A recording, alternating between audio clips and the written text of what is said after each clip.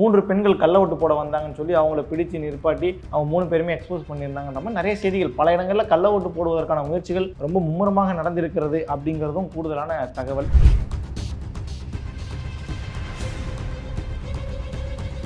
விருதுநகர் மாவட்டம் இந்த சாத்தூர் தொகுதியில் போட்டியிட்ட பாஜகவுடைய தலைவர் நயினார் நாகேந்திரன் அவர் மேலே வந்து IPC 420, 302 உட்பட 6 வழக்குகள் இருப்பதாகலாம் குறிப்பிட்டு சொல்லியிருக்கிறாங்க. SP வேலுமணி அதிமுக தொண்டாமுத்தூர் தொகுதியில் போட்டியிட்டவர், அவர் மேலேயும் வந்து ஆவண மோசடி, மிரட்டல் மாதிரி மோசடி வழக்கு, கொலை வழக்குன்னு சொல்லி பல வழக்குகள் நிலுவையில் இருக்கின்ற மாதிரி குறிப்பிட்டிருந்தாங்க. ராஜேந்திர பாலாஜி, முன்னாள் அமைச்சர் ராஜேந்திர பாலாஜி, அவர் மேலேயும் வந்து மோசடி, கையாடல், குற்றவாளிகளை மறைக்கிறதுங்கிற மாதிரியான வழக்குகள் பின்னாடி அவருக்கு இருக்குன்ற மாதிரியும் குறிப்பிட்டு சொல்லியிருக்கிறாங்க. இருக்கக்கூடிய தமிழ்நாடு சட்டமன்ற தேர்தலில் அறிமுகம் செய்யப்பட்ட 4023 வேட்பாளர்களில் 722 வேட்பாளர்கள் மீது கொலை, கொள்ளை, திருட்டு, பாலியல் வன்கொடுமை, போக்சோ சட்டம் சொல்லி பல வழக்குகள் பின்னணி உடையவர்கள் இருக்கிறாங்க.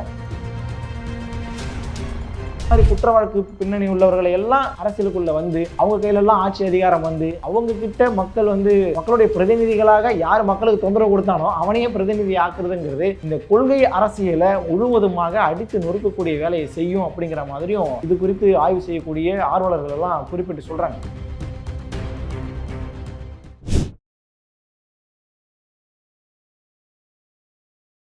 ஒரு வழியா ஜனநாயக திருவிழா தமிழக சட்டமன்றத்தினுடைய தேர்தல் 2026 நிறைவடைந்தது. பல கட்ட பிரச்சாரங்கள், பல கலைவரங்களுக்கு மத்தியில் இந்த தேர்தல் நடந்திருக்கு. இந்த எலெக்ஷன் முடிஞ்ச 23 பிறகு 24 இந்த தேதியில் கடந்த 2 நாட்களாக பல இடங்களில் கள்ள ஓட்டு போட்டாங்க. அதை தடுத்து நிறுத்தக்கூடிய தாவேகாவினர், அதை தடுத்து நிறுத்தக்கூடிய நாத்தாகாவினர், அதை தடுத்து நிறுத்தக்கூடிய அதிமுகவினர்னு சொல்லி பல செய்திகள் வந்து சமூக வலைதளங்களில் வந்துட்டு இருந்தது. இன்னைக்கு ரொம்ப ட்ரெண்டாக இருந்த செய்தி என்னன்னா, 3 பெண்கள் கள்ள ஓட்டு போட வந்தாங்கன்னு சொல்லி அவங்கள பிடிச்சு நிற்பாட்டி அவங்க 3 பேருமே எக்ஸ்போஸ் பண்ணியிருந்தாங்கன்ற மாதிரி நிறைய செய்திகள், பல இடங்களில் கள்ள ஓட்டு போடுவதற்கான முயற்சிகள் ரொம்ப மும்முரமாக நடந்திருக்கிறது அப்படிங்கிறதும் கூடுதலான தகவல். சரி, ஓகே, இப்போ நான் என்ன சொல்ல வர போகிறேன் அப்படின்னா, இந்த எலெக்ஷனில் 722 பேர் மேலே, வேட்பாளர்கள் மேலே கிரிமினல் கேசஸ் இருக்குது அப்படிங்கிற ஒரு ரிப்போர்ட்டை வந்து தமிழ்நாடு தேர்தல் கண்காணிப்பகம்ன்ற அமைப்பு வந்து வருஷம் அந்த எலெக்ஷன் டைமில் வெளியிடுவாங்க. ஸோ இந்த டைம்லையும் அந்த அஃபிடவிட்டை பேஸ் பண்ணி இந்த அறிக்கையை வெளியிட்டிருக்கிறாங்க. அதில் பார்க்கும்பொழுது நம்ம யாரையெல்லாம் தலைவர்களாக பார்த்துருமோ எல்லார் மேலேயுமே வழக்கு இருக்குது. பொதுவாகவே ஒரு குற்ற வழக்கு நிரூபிக்கப்படாத வரைக்கும் அவர் வந்து நிரபராதிங்க, குற்றவாளி இல்லைங்கன்ற மாதிரி ஒரு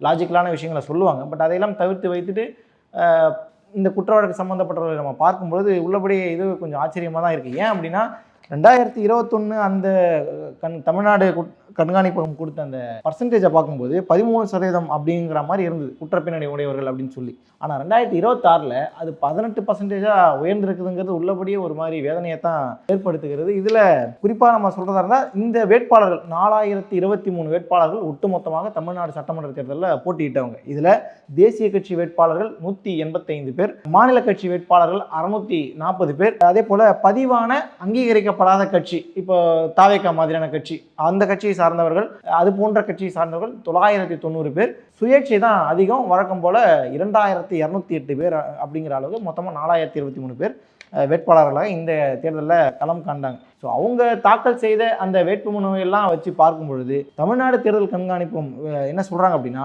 318 பேருக்கு மேலே கிரிமினல் கேசஸ் இருக்குது. அதே போல் 404 பேருக்கு மேலே மர்டர் கேசஸ், கொலை, கொள்ளை, அதே போல் snatching, human trafficking, sexual assault, போக்சோங்கிற மாதிரி பல வழக்குகள் 404 பேருக்கு மேலே இருக்குது அப்படிங்கிறதும் சொல்லியிருக்கும்போது பார்க்கும்பொழுது என்னடா இவ்வளோ பெரிய குற்றவாளிகளுக்கெல்லாமா கொடுத்துருக்குறாங்கன்ற ஒரு சந்தேகம் உங்களுக்கு கூட வருது இல்லையா? எனக்கும் வந்துச்சு. இதில் குறிப்பாக அதிமுகவில் 60 பேர் மேலே இந்த மாதிரியான குற்றச்சாட்டு உறவுகள் இருக்கிறாங்க. தாவேகாவில் 43 பேர், தமிழக வாழ்வுரிமை கட்சி தாவாக்காவில் 37 பேர், நாம் தமிழர் கட்சியில் ஒரு 34 பேர், திமுகவில் ஒரு 32 பேர், மமுக சசிகலா அவங்க ஆரம்பித்த அகில இந்திய புரட்சி தலைவர் மக்கள் முன்னேற்ற கழகம் கட்சியில் வந்து ஒரு 18 பேர், பாஜகவில் ஒரு 9 பேர், காங்கிரஸில் ஒரு 5 பேர், பாமகவில் ஒரு 6 பேர், அதே போல் கம்யூனிஸ்ட் கட்சியில் ஒரு 5 பேர்னு சொல்லி இத்தனை கட்சியில் இத்தனை வேட்பாளர்களாக வழக்கு இருக்கின்ற மாதிரி அந்த தமிழ்நாடு தேர்தல் கண்காணிப்பகம் குறிப்பிட்டு சொல்லியிருந்தாங்க. இதில் சுயேட்சைகள் வேட்பாளர் தான் அதிகம் இல்லையா, அதனால் அவங்க மேலே நிறைய வழக்குகள் இருக்குது. இதில் குறிப்பாக திருநெல்வேலி, திருச்செந்தூர் அந்த பகுதியில் போட்டியிட்ட 2 தொகுதியில் போட்டியிட்ட புதிய மக்கள் தமிழ் தேசம் கட்சி அப்படிங்கிறவர், அதாவது செந்தூர் மகாராஜன், அவர் மேலே திருட்டு, மோசடி, பாலியல் வன்கொடுமைன்னு உட்பட 10க்கும் அதிகமான கேசஸ் இருக்குது. ஆனால் அவரும் இதில் வேட்பாளராக சேர்க்கப்பட்டிருக்கிறார். எந்த அடிப்படையில் சேர்த்தாங்கன்றது தெரியல. ஆண்டிப்பட்டி சுயேட்சை வேட்பாளர் பாக்யராஜ் அப்படிங்கிறவர் மேலே போக்சோ வழக்குகள் இருக்குது. அவரும் வேட்பாளராக சேர்க்கப்பட்டார். நாங்குநேரி சுயேட்சை வேட்பாளர் சங்கர், ஸ்ரீவைகுண்டம் தொகுதி வேட்பாளர் முத்துராமலிங்கம், வேதாரண்யம் சுயேட்சை வேட்பாளர் ராஜசிம்மன், கும்பகோணம் சுயேட்சை வேட்பாளர் மகா ஸ்டாலின், இவர் மேலே 24 கேசஸ் இருக்குது. கொலை ப்ளஸ் கொலை முயற்சிக்கான வழக்குகள். அனைத்து இந்திய ஃபார்வர்ட் பிளாக் கட்சியை சார்ந்த திருவாடனை தொகுதி சுரேஷ் காசினி, இவங்க மேலேயும் வந்து கொலை ப்ளஸ் கொலை முயற்சி வழக்குகள் இருக்குது.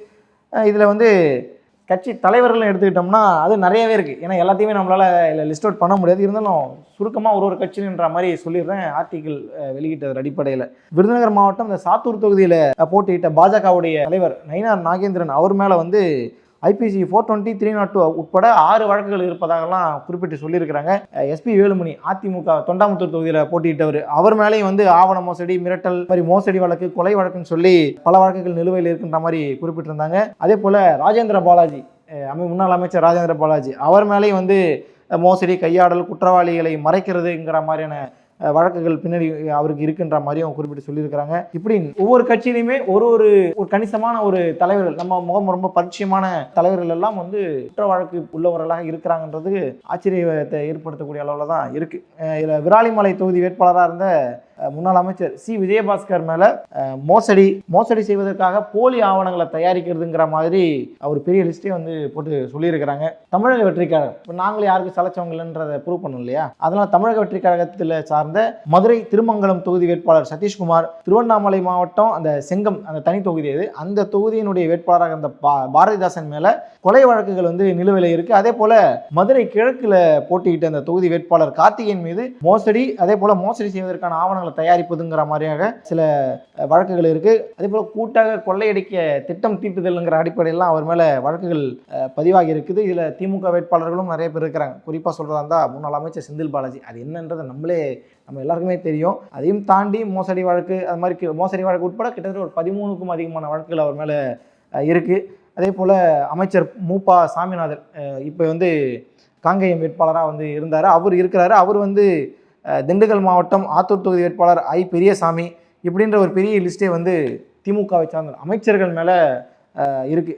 குறிப்பாக நம்ம OPS அவர்கள் இப்போ போய் சேர்ந்தார் இல்லையா, அவர் மேலே அத்துமீறி அபகரிக்கிறது, ஆவண மோசடி உட்பட பல வழக்குகள் வந்து போடப்பட்டு இருக்கிறது.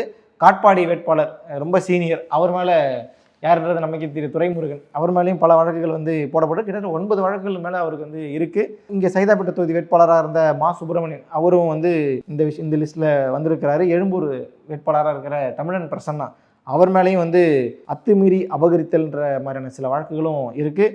நாம் தமிழர் கட்சியிலையும் கார்த்திக் இருக்காருல்ல, இடும்பாவனம் கார்த்திக், அவர் மேலேயும் கொலை முயற்சி உட்பட 12 வழக்குகள் வந்து நிலுவையில் இருக்கான். அதே போல் களஞ்சியம் 1000 விளக்கில் போட்டியிட்டார் நாம் தமிழர் கட்சி சார்பாக, அவர் மேலேயும் வந்து 2 வழக்குகள் இருக்குதுன்னு சொல்லி பெரிய லிஸ்ட்டே போயிருக்கு. இந்த சம்மந்தப்பட்ட இது இல்லாமல் இந்த CPM, CPI இந்த கட்சியிலும் உள்ளவர்கள் மீதும் வழக்குகள் எல்லாம் இருக்குங்கிறது கூடுதலான தகவல். ஒட்டுமொத்தமாக டோட்டலாக கணக்கு பண்ணி பார்க்கும் பொழுது பெண்களுக்கு எதிரான குற்ற வழக்குகளோடு சம்மந்தப்பட்டவங்க கிட்டத்தட்ட ஒரு 18 வேட்பாளர்கள் இருக்கிறாங்க. அவங்க மேலே வழக்குகள் நிலுவையிலேயே இருக்குது. அதே போல் கொலை வழக்குகள் சம்மந்தப்பட்டவங்க 13 வேட்பாளர்கள் இருக்கிறாங்க, அதுவும் நிலுவையில் இருக்கிறது. கொலை முயற்சி வழக்குகள் 44 வேட்பாளர்கள் மீது போடப்பட்டு இருக்கிறதும் கூடுதலான தகவல். இப்போ இருக்கக்கூடிய தமிழ்நாடு சட்டமன்ற தேர்தலில் அறிமுகம் செய்யப்பட்ட 4023 வேட்பாளர்களில் 722 வேட்பாளர்கள் மீது கொலை, கொள்ளை, திருட்டு, பாலியல் வன்கொடுமை, போக்சோ சட்டம் சொல்லி பல வழக்குகள் பின்னணி உடையவர்கள் இருக்கிறாங்க. இதையெல்லாம் எப்படி கண்டும் காணாமல் தேர்தல் ஆணையம் இருந்தாங்கன்றது தெரியல. இவங்க சொல்லக்கூடிய இந்த லாஜிக் இருக்குல்ல, அதாவது குற்றம் நிரூபிக்கப்படாதவரை அவர் வந்து குற்றவாளி கிடையாது, அவர் நிரபராதி தான்ற மாதிரி சொல்கிறாங்க இல்லையா, இது எவ்வளவு காலம் சொல்லிட்டு இருப்பாங்க, அடுத்த தேர்தலுக்கும் இதே மாதிரி சொல்லுவாங்களான்ற அந்த அளவீடுன்றது தெரியல. இதை வந்து அந்த தமிழ்நாடு அந்த கண்காணிப்பகம் இருக்காங்க இல்லையா, தேர்தல் கண்காணிப்பகம், அவங்க தரப்பில் பேசும்பொழுது அவர் என்ன சொல்கிறார் அப்படின்னா, இதையெல்லாம் வந்து உச்சநீதிமன்றம் தான் கண்காணித்து தடுத்து நிறுத்தணும், இப்படி நீங்கள் நிறுத்தாதனுடைய விளைவு தான் இன்றைக்கி இவ்வளோ பிரச்சனை இருக்குது. எந்த கட்சி பேதம் இல்லாமல் எல்லா கட்சியிலையுமே அந்த ஏரியாவில் வலுவாக இருக்கக்கூடியவர், இல்லை பெரிய கட்ட பஞ்சாயத்து செய்யக்கூடியவர், இல்லை ஆளுங்கட்சியோடைய நெருக்கமாக இருக்கிறவர், இல்லை பெரிய பெரிய கான்ட்ராக்ட் எடுத்து அதன் மூலமாக அரசியல் லாபம் அடையக்கூடியவன்னு சொல்லி எல்லோருமே இந்த மாதிரியான நபர்கள், அதாவது கரப்டட் பொலிட்டீஷியன்ஸ் வரதுனால எவ்வளோ பெரிய பிரச்சனைகளை சமூகம் சந்திக்கும் அப்படின்னா, இயல்பாகவே நம்மளை யோசிக்கலாம்.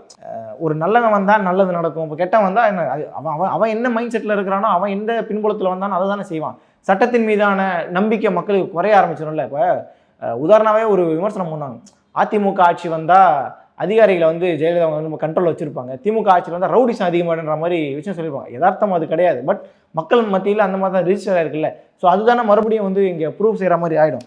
சட்டத்தின் மீதான நம்பிக்கை வந்து இயல்பாகவே குறைய ஆரம்பிச்சிடும். ஏன்னா ஆமாம் அவங்கெல்லாம் சரியாக இருக்கிறாங்களா, அப்போ நம்ம மட்டும் சரியாக ஃபாலோ பண்ணணுமான்ற மாதிரி ஒரு விஷயம். ரெண்டாவது, அதிகாரத்தை தவறாக பயன்படுத்தக்கூடிய ஒரு சூழல் ஆல்ரெடி இங்கே நடந்துக்கிட்டு தான் இருக்குது. அது இன்னும் வீரியமாக செய்யப்படும். ஏன்னா இப்போ நான் ஒரு எம்எல்ஏவாக இருக்கேன், என் மேலே ஒரு குற்றச்சாட்டு இருக்குன்னா அதை எப்படியாவது குறுக்கு வழியில் போய் அதை சரி கட்டி அந்த வழக்கை வந்து ஒன்றும் இல்லாமல் ஆக்குறதுக்கு நான் என்னென்ன பண்ணணுமோ அது வந்து என் மேலே ஒரு பாதிக்கப்பட்ட பின் குற்றச்சாட்டு கொடுத்துருக்கலாம், இல்லை பாதிக்கப்பட்ட ஒருத்தர் என் மேலே குற்றச்சாட்டு கொடுத்துருக்கலாம்.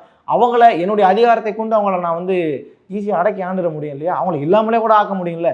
ஸோ அந்த மாதிரியான விஷயங்கள் இங்கே வந்து நடக்கிறதுக்கான வாய்ப்புகள் நிறையா இருக்குது. வயலண்ட் பாலிட்டிக்ஸ் வந்து பரவலாக்கப்படக்கூடிய வாய்ப்புகள் நிறையா இருக்குன்ற மாதிரி சொல்கிறாங்க.